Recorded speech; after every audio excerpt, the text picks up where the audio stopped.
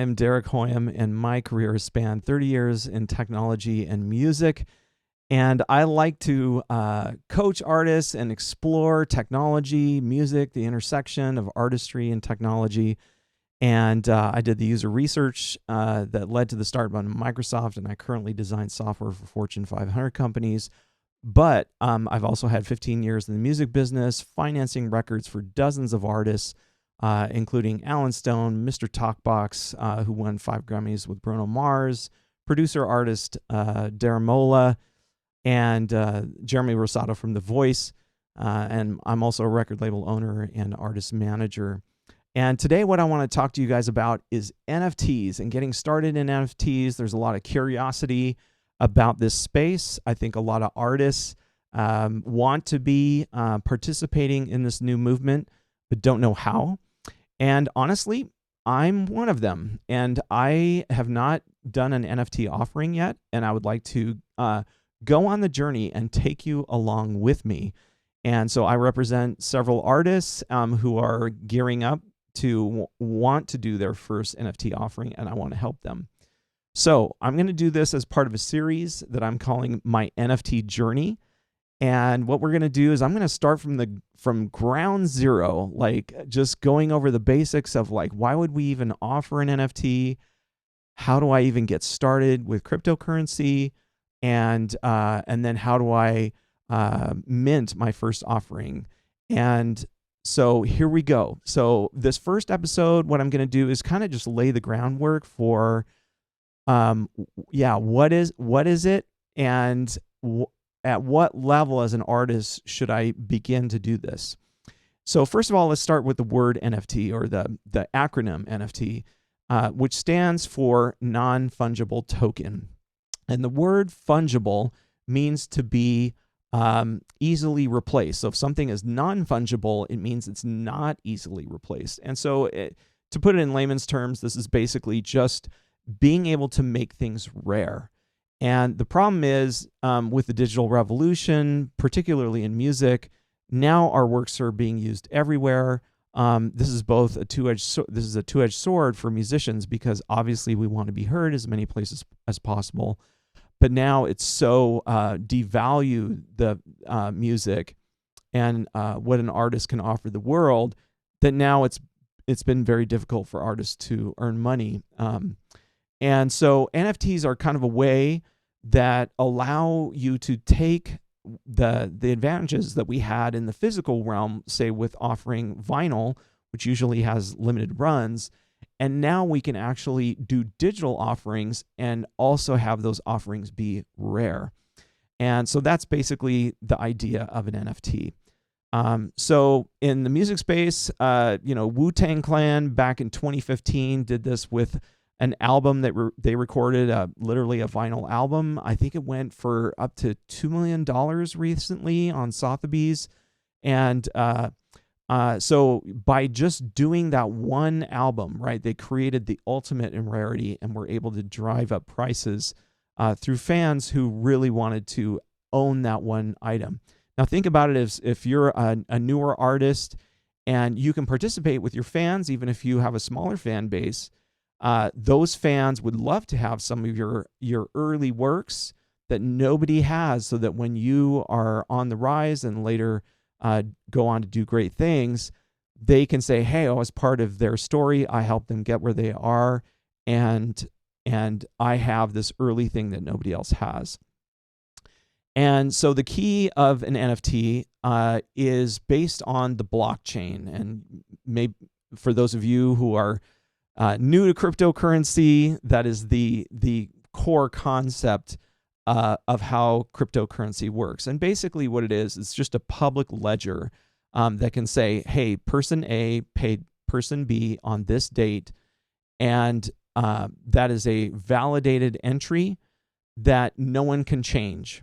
And because of its public nature, and because the integrity of that ledger is maintained, and has a lot of oversight from the community that participates in that cryptocurrency, it's hard to, very difficult to forge entries in the blockchain.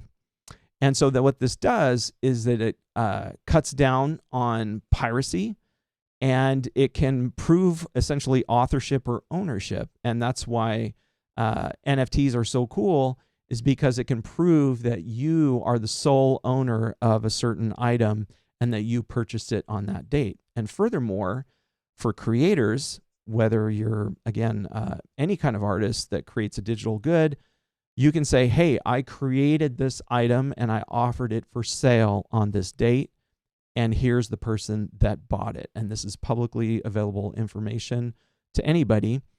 And so you can think of it as like, if the Mona Lisa was offered as an NFT, a digital good, then if somebody tried to forge it later on, right, somebody would be able to go back to the original offering of the Mona Lisa in the blockchain and say, no, here, it was created by Leonardo da Vinci on this date, and the first buyer was so-and-so.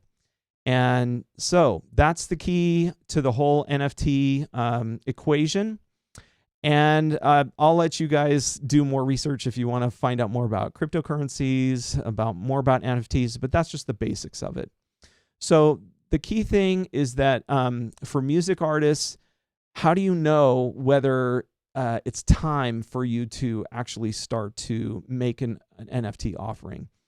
And I would kind of advise everybody, or all music artists, and really even visual artists too, to have some sort of decent sized following on social media. And I would say at least a few thousand followers is kind of a good rule to follow. Now, there has been some rule breakers in this space, because I've seen that there's been some, teenagers that have been able to do offerings, NFT offerings that have, gone out for like $1 million or something like that.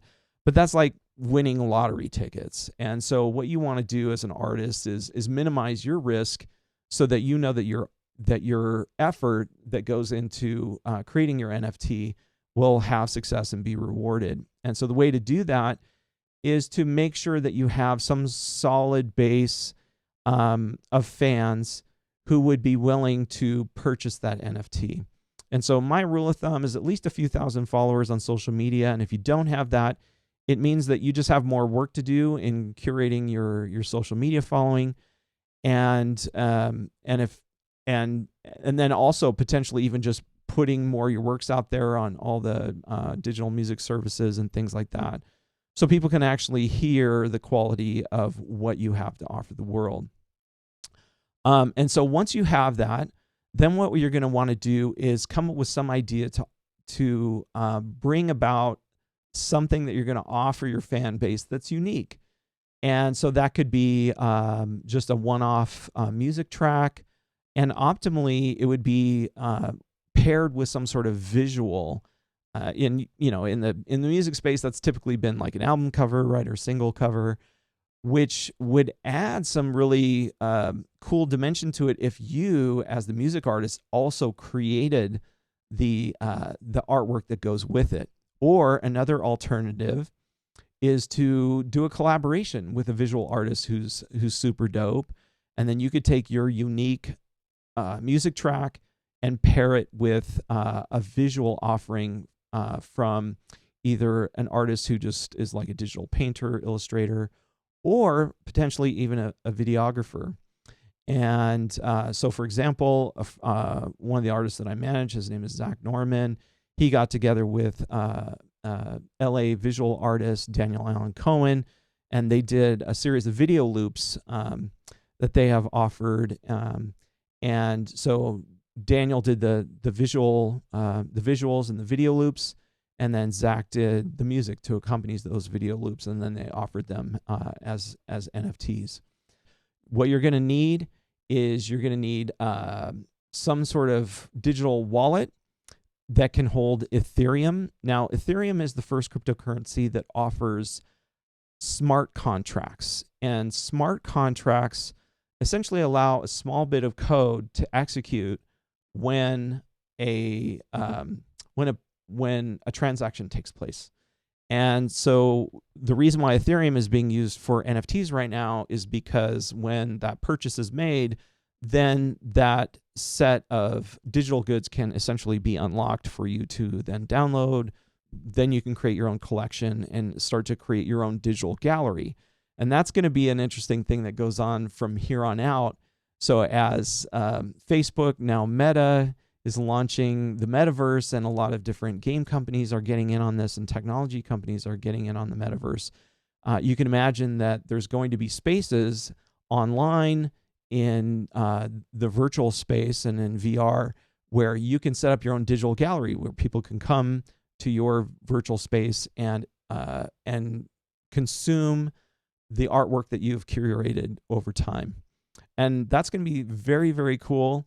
And I think there's going to be a whole new space for content creators and curators to be able to offer these kinds of things and have fan bases that essentially mimic what we've known in the physical art world for some time.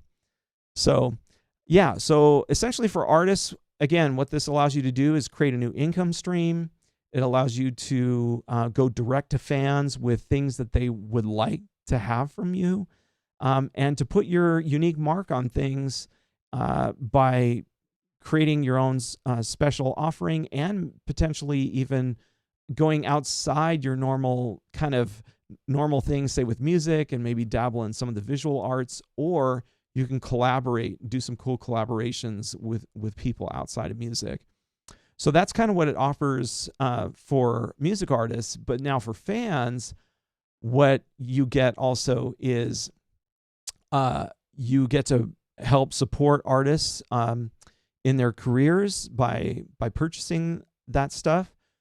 Fans also get to kind of get essentially curate things that they love from artists that they love. And then that in turn that creates value by them being kind of a trusted filter for things that they like and think are cool. And all right, so that's basically the rundown. Oh, I should also say the other advantage for creators is when you offer an NFT, if that NFT is later sold, and this is where smart contracts come in from Ethereum. When that item is resold, then you as the creator also get a cut in the resale value. So typically today, say the Mona Lisa was, if the Mona Lisa was resold, Leonardo da Vinci would not get a cut of the reselling of the Mona Lisa. And of course, that is extremely tragic. And so what we want to do in the NFT world, and what it enables us to do, is prevent that from happening. So as the NFT has a longer life and as it goes up in value, then the artist also gets a small percentage of the resale value over time. And it's the smart contracts in Ethereum that allow that to happen. So basically that's the rundown. All right, so what you're going to need to get started is crypto wallet. And I'm going to go through that on my next episode, how to set one up. I'm going to choose one. There's a number of them out there. Then you're going to need at least enough in your crypto wallet in terms of dollar-wise to pay an NFT platform to what they call mint and offer to the public your NFT. And some of these platforms are things like lazy.com, Nifty Gateway, Super Rare, Known Origin, Foundation, ephemera.com. And so we're going to explore some of these, and I'm going to look at pros and cons. And so I'm going to do that in a future video. And so I hope you stay tuned for all of that. So hopefully this video was helpful for you to kind of get the lay of the land of what an NFT is, what you're going to need to embark on it. And in the next video, we're going to look up setting up the wallet and choosing an NFT platform. Okay, see you in the next episode.